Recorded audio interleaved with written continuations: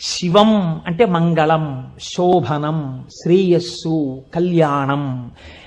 ఏ శుభము నీకు కావాలన్నా శివానుగ్రహముగానే వస్తుంది.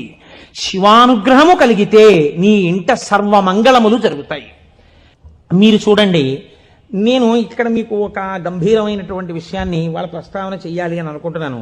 బాగుందండి మీరు చెప్పింది, శంకరుడు అంతటి గొప్పవాడే, ఇంతవరకు బాగుంది. కానీ ఇలా ఆయన ఎప్పుడూ మా కంటితో మేము చూడని రూపంలో ఉండడమేనా, లేకపోతే మాకు ఇంతకన్నా ఏమైనా గొప్ప ఉపకారం చేశారా? కళ్యాణం, భద్రం, శ్రేయం, శోభనం, శుభం, వీటన్నింటికీ అర్థం కేవలం శుభాలు చేసుకోవడం, పెళ్లిళ్ళు చేసుకోవడం, బూరెలు తింటుండడం, గారులు తింటుండడం, ఇవేనా?